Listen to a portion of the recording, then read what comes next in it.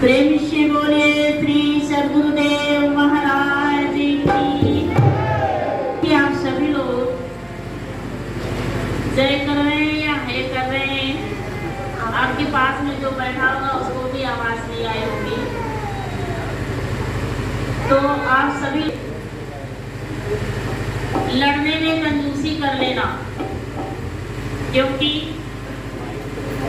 जब आप माताएं बहने देखिए यहाँ पर 3-4 तो फिर भी इतनी काफी है, 1-2 माताएं बहने होती हैं, तो वहाँ पर जब लड़ाई होती है तो कोई रामचरित मानस की चौपाई नहीं करती। आप सभी लोग जानते हैं कितनी आवाज जाती है, मोहल्ला इकट्ठा हो जाता है।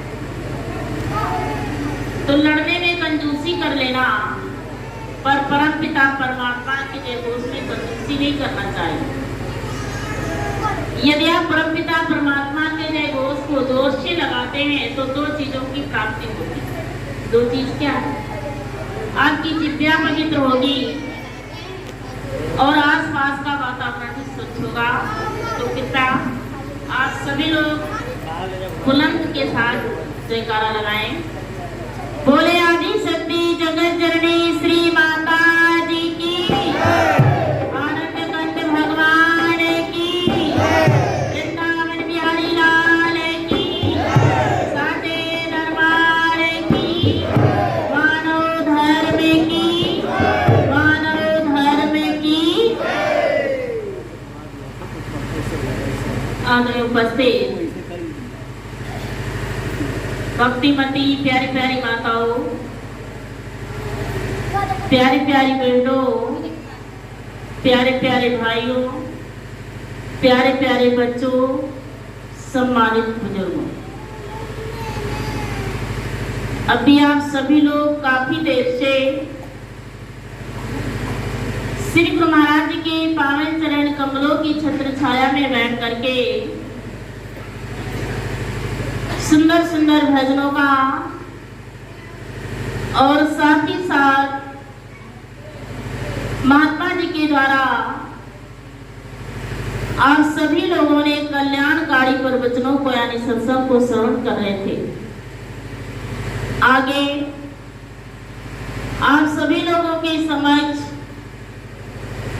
कुछ देर के लिए मैं भी अपने सत्संग विचारों को रखूंगी, तो सभी लोग अपने मन को एकाग्र करके सत्संग को ध्यान से श्रवण करेंगे। अब ध्यान से सत्संग श्रवण करना ये नहीं कि हमने आंख बंद कर लिया तो सो जाएंगे। तो ध्यान से सत्संग गोस्वामी तुलसीदास जी ने उल्लेख किया है कि सुनी समुझहि जन मुदित मन, मंजहि अति अनुराग,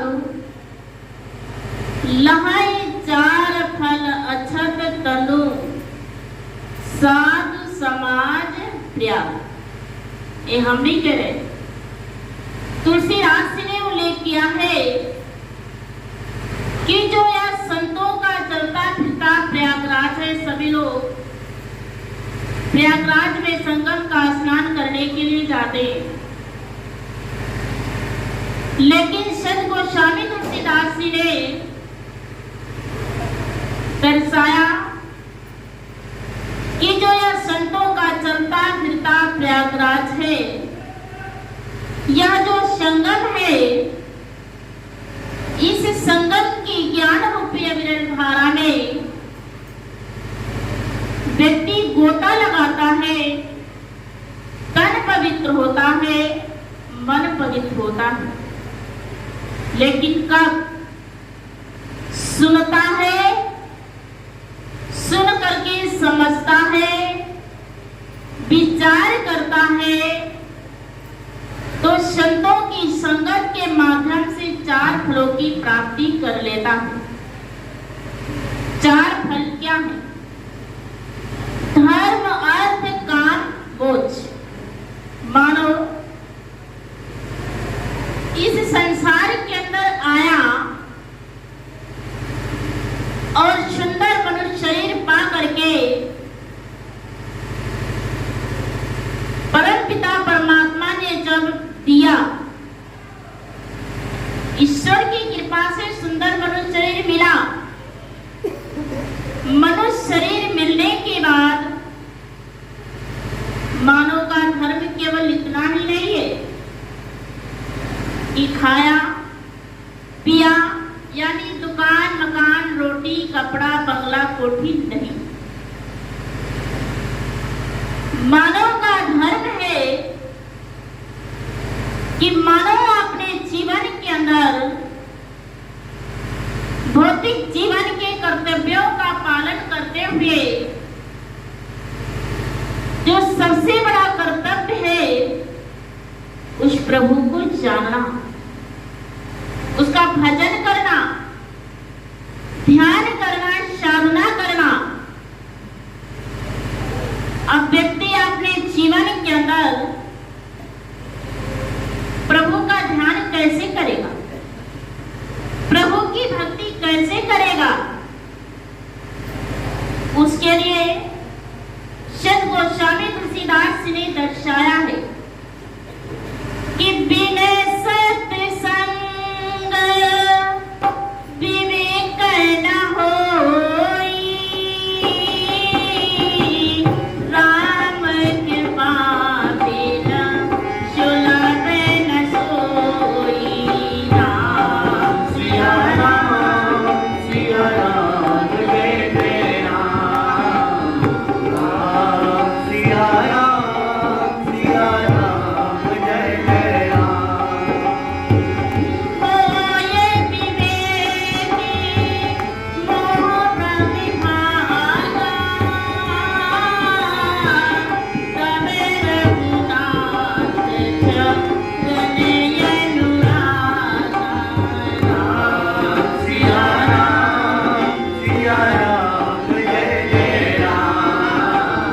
राम सिया राम, सिया राम, जय जय राम। देह धरेगा यह फल भाई,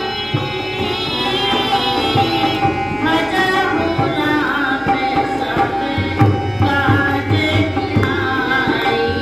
राम सिया राम, सिया राम, जय जय राम। राम सिया राम, सिया राम, जय जय राम। तो देखिए, संत गोस्वामी तुलसीदास जी ने दर्शाया कि बिना सत्संग के मानव का विवेक जागृत नहीं होता, और जब विवेक जागृत नहीं होता तो व्यक्ति अपने जीवन के अंदर उल्टे सीधे काम करता है। कैसे? जैसे एक बार एक व्यक्ति विवेकहीन, आप बड़ी बड़ी दुकानों पर जाते हैं, फर्नीचर की दुकान पर बहुत बड़ा शीशा रखा हुआ था। दुकान पर गया, शीशे को देखा, और जैसे उस शीशे को देखा, आप शीशा जब देखते हैं, शीशे के सामने जब आप खड़े होते हैं तो आपको क्या दिखेगा? आप ही दिखेंगे। अब वह व्यक्ति गया, शीशे के सामने जैसे ही खड़ा हुआ तो उसको अपनी शक्ल दिखी, विवेक तो था ही नहीं। उसने हंस करके, हाथ जोड़ करके कहा कि भाई साहब राम राम, मुस्कुराया। अब जैसे उसने एक्टिंग किया वैसे ही सामने वाला शीशा भी तो करेगा। अब उसने दुकान वाले भाई से पूछा कि भाई साहब ये क्या है?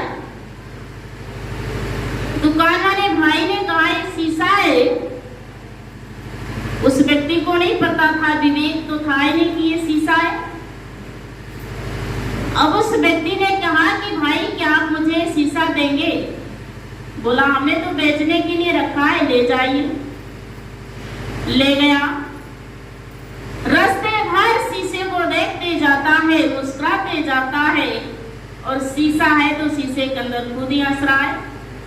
पहले दुखी रहता था घर के कलेशों से, मन में बहुत खुशी है कि मैं अकेला, कम से कम दूसरा व्यक्ति हमारे जैसा भाई बात करने वाला तो मिल गया। ले गया, बैठक में सजा के रख दिया। खाना खाता है, नाश्ता करता है, रूम में जाता है, दिन में हजारों बार उस बैठक में जाता है, शीशे के सामने खड़ा होता है, मुस्कुराता है, भाई साहब राम राम। उसने सोचा कि बहुत अच्छा दोस्त है, ना खाता है, ना पीता है, ना कोई खर्च है। अब पत्नी ने सोचा कि पहले तो इतनी बार रूम में कहीं नहीं जाते थे, इनको क्या हुआ, देखती हूँ जाके। अब वो कहीं चला गया था बाजार, पत्नी गई, जैसे ही शीशे में देखा, इधर उधर देखा, क्या रखा, देखा सामने शीशा। पत्नी ने जब शीशा देखा तो क्या देखा कि एक औरत बैठी हुई है, सुंदर श्रृंगार करे, क्योंकि जैसे वो सज रही थी वैसे परछाई दिखेगी। अब पत्नी को क्रोध आया कि अच्छा इस औरत को यहाँ पर बिठा के रखा है, इसीलिए बार बार इस बैठक रूम में आता है। अब मैं इस घर में नहीं रहूंगी, चली जाऊंगी। सास ने देखा, कहने लगी बहू इतना नाराज आप क्यों हैं? बहू कहने लगी कि आपके बेटे ने दूसरी शादी करके दूसरी औरत घर में ले आया, मैं नहीं रहूंगी, अब मैं पीहर जा रही हूं। सास ने कहा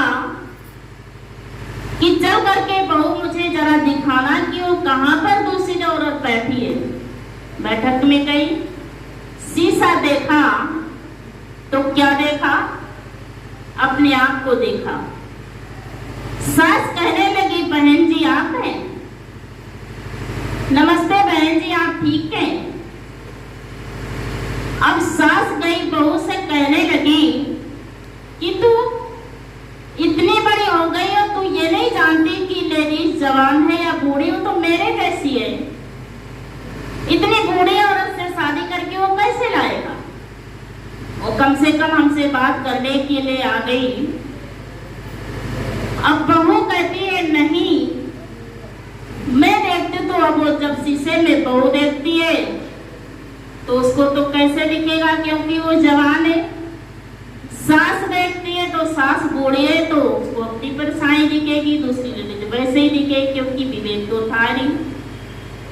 बहुत कलेश हो गया। पिताजी ने कहा कि आप लोग आपस में क्यों लड़ाई कर रहे हो? अब सास कहती है, बहू कहती है कि घर में दूसरी लेडीज आकर बैठी है। सास कहती नहीं, वो जवान नहीं, वो बूढ़ी है, वृद्ध है। ससुर कहता है कि चलो मुझे दिखाओ। ससुर गया, वहां कुछ तो था नहीं। शीशे में अपने आप को देखा। अब वो देख करके उसने भी कहा भाई साहब राम राम, हंसने लगा। बाहर गया, कहने लगा कि तुम दोनों बावली हो रही हो, जेंट्स और लेडीज की तुम दोनों को परख ही नहीं। वो तो जेंट्स है, बूढ़ा व्यक्ति है, बुजुर्ग है, कम से कम ले आया मेरा बेटा, तो मैं अकेला दरवाजे पर बैठा रहता हूँ, कम से कम बात तो कर लिया करूँगा। अब तीनों में झगड़ा हो गया, काफी बहस बढ़ गई, क्योंकि जो जिसको देख अपने आप को को देखता है तो आप बताइए कि क्या वो तीनों लोग झूठ बोल रहे थे? झूठ नहीं था, सबका अपना अपना मत सही था, लेकिन था क्या? भ्रम। बेटा आया, कहने लगा कि आप तीनों क्यों झगड़ रहे हो? बेटा की बात सुनकर के माँ ने कहा कि बेटा तू दूसरी मेरे समान एक बूढ़ी माँ ले आया, तो इसीलिए यह बहू लड़ गई है। बहू कहती है कि नहीं, आप मेरे समान युवती लाए। अब वो कहता है युवती नहीं है। ससुर कहता है, क्या कहता है कि वो वृद्ध व्यक्ति है। और वो तीनों की बात सुन करके जिसने लाया था वो कहता है कि नहीं, वो तो मेरे समान दूसरा भाई है, मैं साथ में लेकर के बाजार से आया हूँ। अब तीनों आपस में इतना लड़ने लगे कि शीशों को एक दूसरे पकड़ के मैं देखूं। क्या हुआ? शीशा हाथ से गिर गया और शीशा क्या हो गया? टूट गया। जब शीशा टूट गया तब उन सबका भ्रम क्या हो गया? खत्म हो गया। लड़ाई खत्म हो गई, झगड़ा खत्म हो गया। इसी प्रकार हमारे संतों ने समझाने का प्रयास सत्संग के माध्यम से किया कि जब व्यक्ति के जीवन के अंदर सत्संग नहीं मिलता, अब उसको अपने जीवन के अंदर विवेक जागृत नहीं होता, तो सोचता है कि भगवान इस संसार के अंदर क्योंकि कहते हैं कि नाना पंथ जगत में नाना प्रकार के मत और पंथ फैल गए हुए हैं। कोई यज्ञ करता है, कोई हवन, कोई तप, कोई न जाने कितने कितने व्रत करते हैं, कर्मकांड करते हैं, लेकिन वास्तव में वह ब्रह्म है क्या? और उस परम पिता परमात्मा जो अगोचर है, सब में समाया है, एक है, इसका भ्रम जब तक व्यक्ति के अंदर रहता है तब तक को अपने जीवन के अंदर प्रभु के वास्तविक स्वरूप को जान और समझ नहीं पाता। और जब व्यक्ति के जीवन के अंदर संत ब्रह्मानंद जी कहते हैं कि ऐसी करी गुरुदेव दया, मेरे मोह का बंधन तोड़ दिया, सारे ग्रंथ छुड़ा करके ईश्वर से नाता जोड़ दिया। जब व्यक्ति के जीवन के अंदर सच्चे गुरु महाराज जी का सानिध्य प्राप्त हो जाता है, सत्संग सुनता है और गुरु महाराज जी से जब ज्ञान को प्राप्त कर लेता है, अज्ञानता का भ्रम जब व्यक्ति के जीवन के अंदर से समाप्त हो जाता है, तो भगवान के पीछे जितने झगड़े सब भ्रम खत्म हो जाता। और हमारे संतों ने कहा है कि या सतगुरु हंस जी के द्वारे घट में ज्योति जला देंगे तेरे, भेद वेदों के खुल जाए सारे, सर को चरणों में रखना पड़ेगा। जब आप अपने जीवन के अंदर तत्वदर्शी गुरु की शरण में जाते तो गुरु महाराज जी आत्मा का ज्ञान दे करके अपने समान बनाना चाहते हैं और बना देते। और जब व्यक्ति ज्ञान को जान लेता है, उस ब्रह्म को जान लेता है, और उस ब्रह्म को जान करके अपने जीवन के अंदर माया में भी रहता है और संसार के कर्तव्यों का पालन भी करता है, और अपने जीवन के अंदर अपने जीवन का कल्याण भी कर लेता है।